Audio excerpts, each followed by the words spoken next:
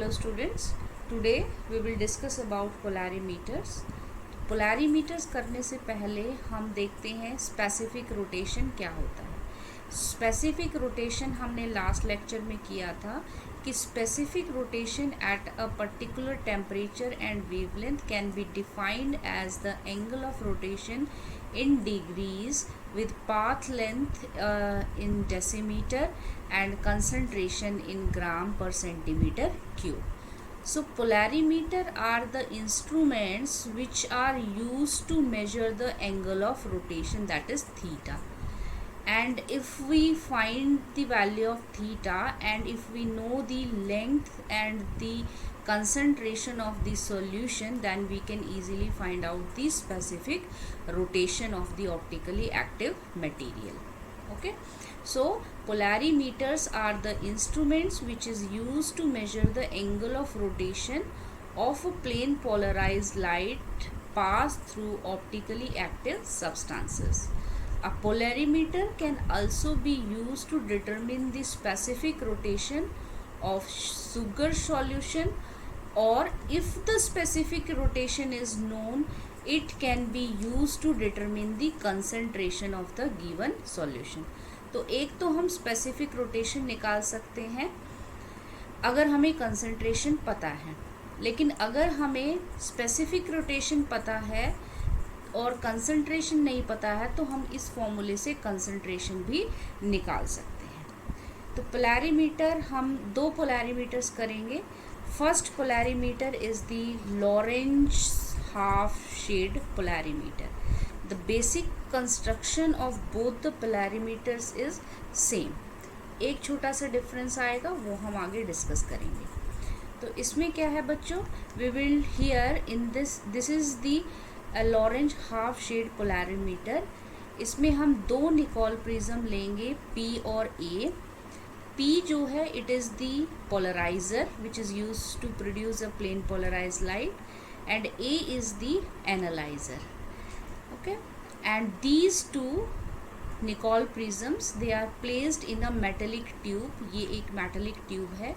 इस metallic tube के अंदर ये निकोल प्रिज्म हमने रखे हैं और इनको हम रोटेट भी कर सकते हैं about this common axis. We can rotate the analyser and polariser about this common axis. ठीक है, और जो एनालाइजर होगा, एनालाइजर पे सर्कुलर स्केल होगा विथ अ वर्नियर. तो यहाँ से हम कितना रोटेट हुआ है एंगल वो हम नोट कर सकते हैं. और इन दो निकोल प्रिज्म के बीच में हमने एक ग्लास ट्यूब रखी हुई है, और ये ग्लास ट्यूब आप देख सकते हो कि मिडल से हल्का सा ये बल्जिंग हुई है. तो ये बल्जिंग का पर्पस क्या है कि कई बार जब हम कवर स्लिप्स, ये आपकी कवर स्लिप्स हैं, मीन्स इस ये जो एंड है इस ट्यूब का वो सर्कुलर होगा, और एक ग्लास ट्यूब, एक ग्लास की सर्कुलर स्लिप या जिसको हम बोलते हैं कवर स्लिप, ये हम इसको कवर करने के लिए यूज़ करते हैं. तो जब हम सॉल्यूशन फिल करके कवर स्लिप लगाते हैं तो कई बार क्या हो जाता है, एयर बबल आ जाता है सॉल्यूशन में. तो वैसे तो हम पूरा ध्यान रखते हैं कि एयर बबल ना आए, लेकिन बाई चांस अगर कोई एयर बबल आ भी जाता है तो ये जो अपर बर्ज्ड पोर्शन है इसमें चला जाएगा, and it will not come in the path of the light. ये आपका लाइट यहाँ से जाएगी तो इस पाथ में कोई भी एयर बबल नहीं होगा. ये इसका बेसिक पर्पस है. ठीक है, तो हम देख लेते हैं सारे points. It consist of two Nicol prism P and A which acts as polarizer and analyzer. The two Nicoll prisms are mounted in metallic tube placed some distance apart and are capable of rotation about a common axis. A hollow glass tube D, okay, with round ends are slightly bulged at its middle is filled with the optically active solution. ठीक है, इस tube में हम जिस भी solution का optical rotation निकालना है इसको हम इसके अंदर फिल करेंगे. And It is then closed at the end with the cover slips of the glass. cover slips भी glass के बने होते हैं, तो जब हम इनको cover slips को लगाएंगे there, so that there is air bubble in it. there is no air bubble आएगा, no air bubble, कोई एयर बबल नहीं आना चाहिए. लेकिन अगर कोई एयर बबल रह भी जाता है then it appears on the upper side in the burst part of the tube and will not come in the path of the tube. ठीक है, and this tube is placed between the two Nicol prism. दोनों Nicol prism के बीच में हम इसको रखते हैं. ठीक है, तो ये बेसिक कंस्ट्रक्शन है. अभी हमने ये एच के बारे में कुछ नहीं बोला है, इसको हम आगे डिस्कस करेंगे कि ये एच क्या है. ठीक है, तो अब हम इसकी वर्किंग देख लेते हैं. वर्किंग में देखो क्या होगा, जो सेंटर में जो हमने दोनों निकोल प्रिज्म के बीच में हमने जो ग्लास ट्यूब ली है उसको पहले हम खाली लेंगे. कोई ऑप्टिकली एक्टिव मटेरियल नहीं लेंगे इसके अंदर, बिल्कुल एम्प्टी लेके P और A को इस तरीके से एडजस्ट करेंगे कि जो टेलीस्कोप का फील्ड, यहाँ पे हम टेलीस्कोप लगाते हैं और जो फील्ड ऑफ व्यू है दैट शुड बी डार्क. ठीक है, और डार्क कब होगा, जब ये दोनों क्रॉस्ड पोजीशन में होंगे, पोलराइजर और एनालाइजर. ठीक है, उसके बाद हम क्या करेंगे, ये रीडिंग जो भी आएगी सर्कुलर स्केल की वो हम नोट कर लेंगे. सो in the first step we will take the empty tube and adjust the position of P and A in such a way that we will see dark field of view in the telescope, and then we will take the reading of the circular scale which is on the analyzer. Okay, तो ये point हो गए हैं. उसके बाद हम क्या करेंगे, जो ट्यूब है उस ट्यूब को हम ऑप्टिकली एक्टिव सॉल्यूशन से, जिसका हमने ऑप्टिकल रोटेशन निकालना है, उस सॉल्यूशन से इसको फिल कर देंगे. कवर स्लिप्स लगा देंगे ताकि कोई, और इस तरीके से लगाएंगे कि कोई एयर बबल ना आए. और फिर इस ट्यूब को हम दोनों निकोल प्रिज्म्स के बीच में रख देंगे. तो जैसे ही हम इसको दोनों निकोल प्रिज्म के बीच में रखेंगे तो क्या होगा, अब फील्ड ऑफ व्यू डार्क नहीं रहेगा, there will be some light in the field of view. तो हम क्या करेंगे, दोबारा से एनालाइजर को रोटेट करेंगे such that we get the dark position again. ठीक है, और फिर वो रीडिंग हम नोट कर लेंगे सर्कुलर स्केल की. तो आपके पास दो रीडिंग आई है, जब ये ट्यूब खाली थी, ठीक है, और डार्क था, वो रीडिंग हमने नोट की थी, और इसको फिल करने के बाद एनालाइज़र को दोबारा रोटेट करके हमने डार्क पोजीशन लाए, वो रीडिंग नोट की है. दोनों रीडिंग्स का हम डिफरेंस ले लेंगे and that will give you the value of angle of rotation. ठीक है, तो ये है वर्किंग ऑफ दिस पोलैरीमीटर. दोनों ही पोलैरीमीटर में ये कॉमन वर्किंग है. अब यहाँ पे प्रॉब्लम क्या आती है कि जब हम डार्क पोजीशन देखते हैं तो हम क्या देखते हैं कि जो डार्क पोजीशन है वो बहुत ही ज़्यादा रेंज के लिए आती है. ठीक है, तो जो एग्जैक्ट पोजीशन है डार्कनेस की वो हम इससे नहीं पता लगा सकते. तो उसके लिए हम क्या यूज़ करते हैं, एक सेंसिटिव डिवाइस यूज़ करते हैं कि जैसे ही हम सर्कुलर स्केल जो आपका एनालाइज़र है उसको रोटेट करें, ठीक है, तो रोटेट करने पे वो इतना सेंसिटिव हो डिवाइस कि एग्जैक्ट पोजीशन, क्रॉस्ड पोजीशन वो दे जब आपकी जो फील्ड ऑफ व्यू है दैट इज़ डार्क. तो अब देखो उसके लिए हम क्या यूज़ करते हैं, उसके लिए हम यूज़ करते हैं लॉरेंज हाफ शेड डिवाइस. जो एच जो रह गया था वो क्या है, that is the Laurent half shade device. और ये डिवाइस इस पोलैरीमीटर को ज़्यादा सेंसिटिव बनाएगा. तो इसमें होता क्या है, देखो इसमें बेसिकली इस डिवाइस में हम दो सेमी सर्कुलर प्लेट्स लेते हैं। एक, ये देखो डायग्राम में दो सेमी सर्कुलर प्लेट ली है, एक हमने ग्लास की प्लेट ली है, एक हमने क्वार्ट्ज की प्लेट ली है, ठीक है। और उन दोनों प्लेट्स को हमने बीच में से जॉइन कर दिया है। The two plates are cemented together to form a circular plane. तो ये सर्कुलर प्लेन बन गया है। अब जो क्वार्ट्ज प्लेट है, this quartz plate is cut parallel to its optic axis which is along y dash. तो y एक्सिस के अलोंग ऑप्टिक एक्सिस होगी इस क्वार्ट्ज प्लेट की, ठीक है।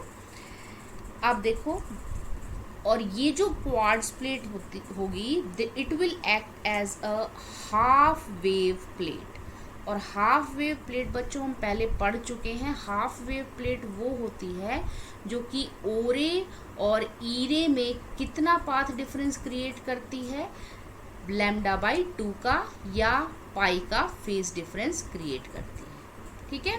तो जैसे ही क्वार्ट्ज प्लेट में से आपकी प्लेन पोलराइज लाइट पास होगी तो वो दो कंपोनेंट में डिवाइड हो जाएगी, ओरे और ईरे। और जब वो एमर्ज होगी तो ओरे और ईरे में कितना फेज डिफरेंस क्रिएट होगा, पाई का फेज डिफरेंस क्रिएट होगा, ठीक है। So on passing through this plate, O wave gains a path length of λ/2 over the E wave।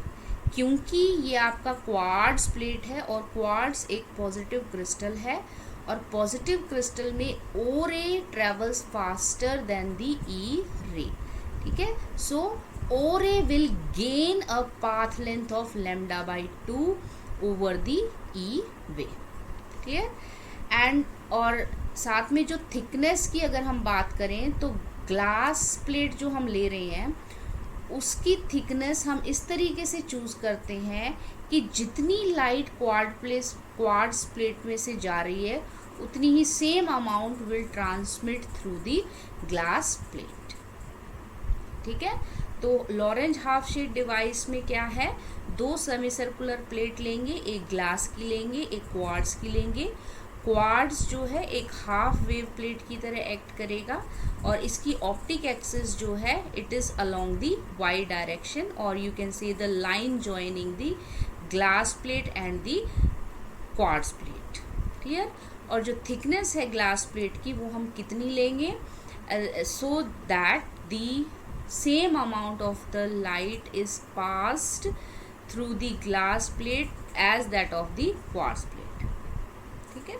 तो ये है लॉरेंज हाफ शेड डिवाइस। अब ये काम कैसे करता है इसको आप बिल्कुल ध्यान से समझें। तो देखो बच्चों, अगर हम जो इंसिडेंट वाइब्रेशन है, जो प्लेन पोलराइज लाइट पोलैरीमीटर के अंदर एंटर, जो निकोल प्रिज्म पोलराइजर से जो वाइब्रेशंस आएंगी, ये देखो यहाँ से डायग्राम से क्लियर होगा, ये आपका डायग्राम है। देखो, तो source of monochromatic light is pass through this Nicol prism.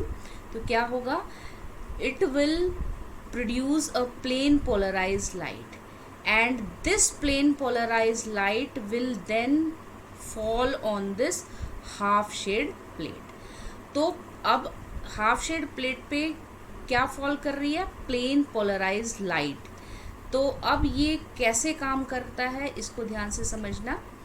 देखो, अगर हम जो plane polarised light half shade device में एंटर कर रही है, if we take the vibration along P1, अगर हम इस डायरेक्शन में लेते हैं इंसिडेंट वाइब्रेशंस को, which is making angle theta with the optic axis, और ऑप्टिक एक्सिस की डायरेक्शन क्या है, ये डायरेक्शन है, ठीक है।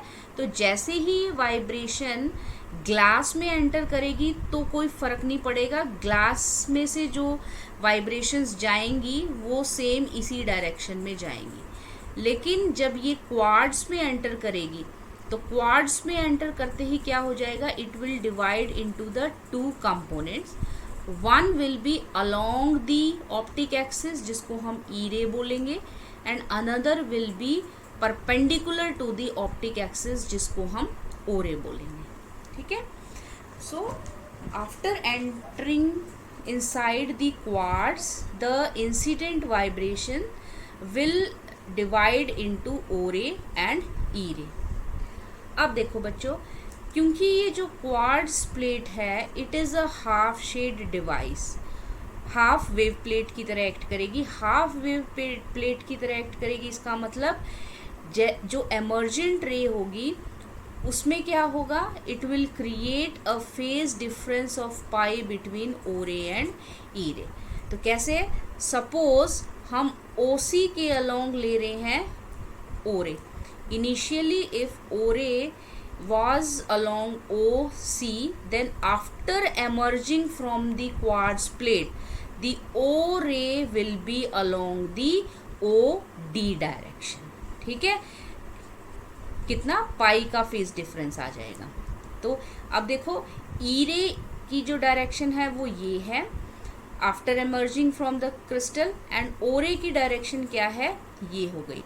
तो अगर हम इन दोनों का रिजल्टेंट लें तो रिजल्टेंट कहाँ आएगा, इस डायरेक्शन में आएगा। यानी कि जो वाइब्रेशन क्वार्ट्ज प्लेट से जा रही हैं उसकी जो वाइब्रेशन होंगी वो किस डायरेक्शन में होगी, इस डायरेक्शन में होगी, जो कि ग्लास प्लेट की वाइब्रेशन से बिल्कुल अपोजिट। क्लियर हो गया। तो whenever a plane polarized light falls on a half shade device, then the vibrations will pass as it is, means the direction of the vibrations passing through the glass plate will be same as that of the incident plane polarized light, but the light vibrations which passes through the quartz, it will be divided into O ray and E ray, and after emerging from the quartz plate there will be a phase difference of pi between O ray and E ray. So if initially the O ray is along the OC direction, then after emergence it will be along OD, and the resultant of the O ray and E ray will now be in this direction, that is OQ direction. Clear. तो अब देखो बच्चों, अब हम analyser की position को change करेंगे। तो अगर मान लो जो निकोल प्रिज्म जो कि एनालाइजर की तरह एक्ट कर रहा है, उसका जो प्रिंसिपल प्लेन है वो that is parallel to this vibration, ठीक है। If it is parallel to this P1P, तो क्या होगा, ग्लास प्लेट से जो वाइब्रेशंस जा रही हैं वो तो पास हो जाएंगी, बट जो क्वार्ट्ज प्लेट से वाइब्रेशन जा रही हैं वो पास नहीं होंगी, क्योंकि क्वार्ट्ज प्लेट की वाइब्रेशन प्रिंसिपल प्लेन की परपेंडिकुलर हो गई, ठीक है ना। एनालाइजर कैसे काम करता है ये आपको पता है ना, कि अगर एनालाइजर का प्रिंसिपल प्लेन जिन वाइब्रेशंस के पैरेलल होगा वो वाइब्रेशंस क्रॉस कर जाएंगी, लेकिन जो परपेंडिकुलर वाइब्रेशंस होंगी वो क्रॉस नहीं करेंगी, ठीक है। तो in first case, if the principal plane of the Nicol prism is parallel to PP1, then the vibrations which are passing through the glass plate, they will pass because it is parallel, ठीक है।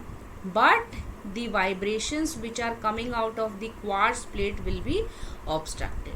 तो इसका मतलब क्या होगा कि जो glass वाला पोर्शन आपको ज़्यादा ब्राइट दिखाई देगा as compare to the quartz one, ठीक है। तो दो हाफ में एक की ब्राइटनेस ज़्यादा होगी और एक की ब्राइटनेस कम होगी।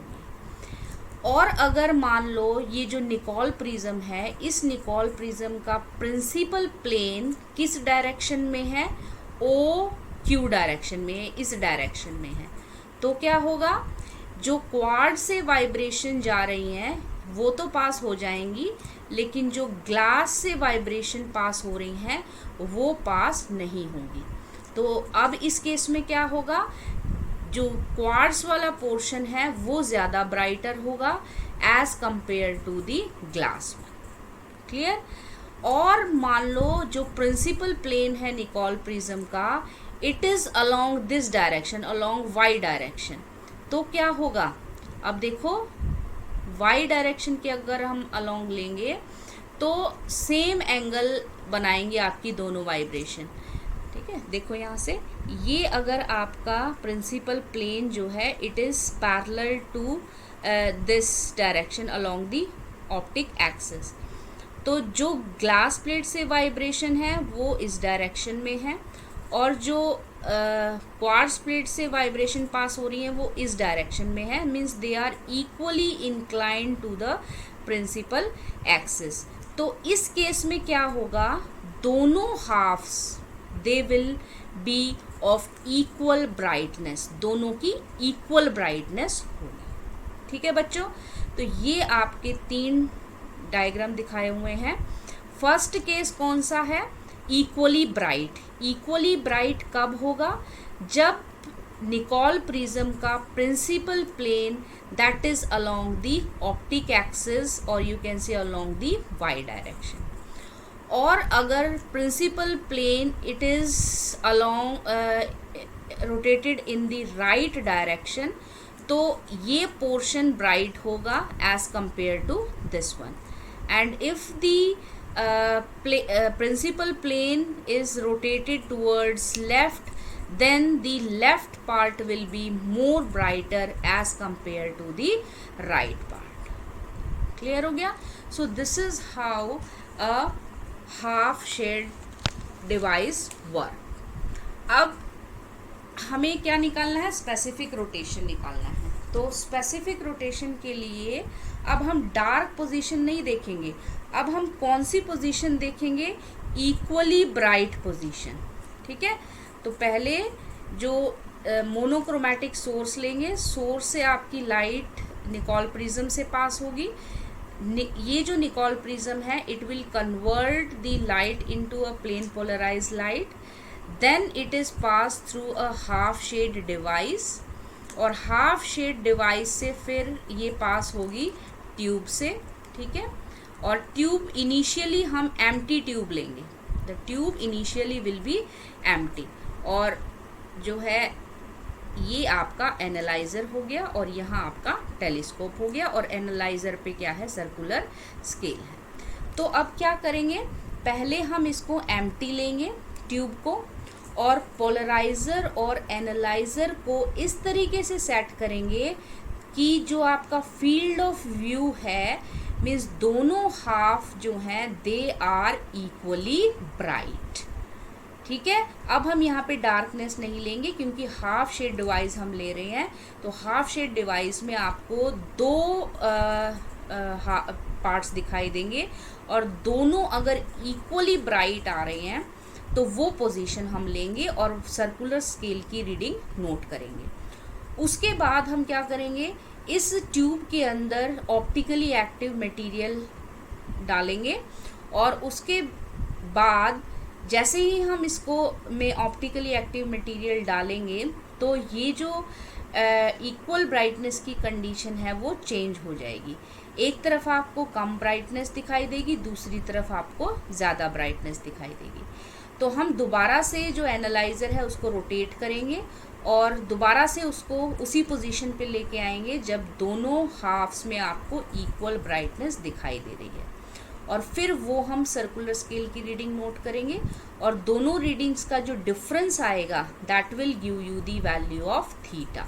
तो थीटा आ गया। लेंथ हम इजीली ले सकते हैं स्केल की हेल्प से, कितनी लेंथ है इस ट्यूब की, और D जो है दैट इज़ कंसंट्रेशन, जो भी हम सॉल्यूशन ले रहे हैं उसकी कंसंट्रेशन हम निकाल सकते हैं। ठीक है, कंसंट्रेशन हमें पता है, लेंथ हमें पता है सॉल्यूशन की, तो हम और थीटा हमने एक्सपेरिमेंटली निकाल लिया है, तो यहाँ से हम स्पेसिफिक रोटेशन निकाल सकते हैं किसी भी ऑप्टिकली एक्टिव मटेरियल। ठीक है, तो ये तो था हमारा first polarimeter, that is the Laurent half shade polarimeter.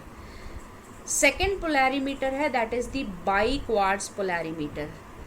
दोनों पोलैरीमीटर्स की जो बेसिक कंस्ट्रक्शन है और वर्किंग है वो बिल्कुल सेम है, बस डिफरेंस क्या है कि यहाँ पे हम हाफ शेड डिवाइस नहीं लेंगे, बल्कि हम यहाँ पे बाई क्वार्ट्स डिवाइस लेंगे। बाई क्वार्ट्स डिवाइस क्या है वो अब हम देखेंगे। और दूसरी चीज़ क्या है कि यहाँ पे हम मोनोक्रोमैटिक लाइट ना लेके यहाँ पे हम वाइट लाइट यूज़ करेंगे। जो लॉरेंज हाफ शेड पोलैरीमीटर था उसमें हम सोडियम लाइट लेते हैं which is a monochromatic light, but in case of biquartz polarimeter we use the white light instead of a monochromatic light। तो अब इसकी कंस्ट्रक्शन देखो बच्चों, कैसे ये पहले तो बाइक्वार्ट्ज प्लेट देखो, नाम से ही सजेस्ट हो रहा है बाइक्वार्ट्ज, यानी कि दो प्लेट हम यहाँ पे लेंगे और दोनों की दोनों प्लेट्स जो हैं वो कैसी होंगी, क्वार्ट्ज की होंगी। ठीक है, we will take the two plates and both the plates will be of quartz। one circular plate ये हम L से डिनोट करेंगे और ये आपकी राइट। तो ये कौन सी प्लेट होगी, it is the left handed quartz plate and this is the right handed quartz plate, यानी कि this will rotate the plane of polarization towards left and this will rotate the plane of polarization towards the right। और दोनों की जो thickness है दोनों plates की वो हम लगभग सेम लेते हैं एंड दैट इज 3.75 मिलीमीटर।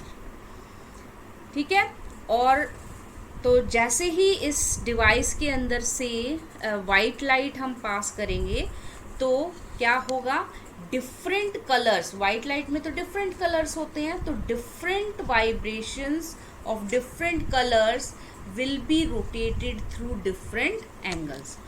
और अगर हम येलो कलर की बात करें then it will be rotated through 90 degree. यहाँ से आप देख सकते हो ये दो प्लेट्स हैं, दिस इज दोनों ही क्वार्ट्ज की प्लेट हैं, ये लेफ्ट साइड में रोटेट करेगी, ये राइट साइड में रोटेट करेगी। तो जैसे ही वाइट लाइट एंटर होगी इस बाइक्वार्ट्ज प्लेट्स में तो क्या होगा, it will rotate the different colours at different angles. देखो आप देख सकते हैं ये वॉयलेट हो गया, ये ब्लू के लिए हो गया, ये ग्रीन के लिए हो गया, येलो के लिए हो गया, रेड के लिए हो गया। और ये जो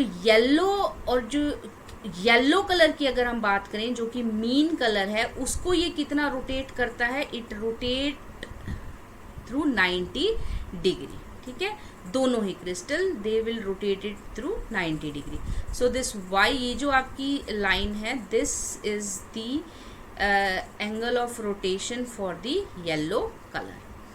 अब देखो बच्चों, अब ये काम कैसे करेगा इसको देखने के लिए देखो, अगर जो निकोल प्रिज्म है, निकोल प्रिज्म का अगर प्रिंसिपल प्लेन जो है it is along this direction, means it is along PQ direction, तो क्या होगा, इसके परपेंडिकुलर देखो बच्चों क्या है, ये है येलो कलर वाइब्रेशन।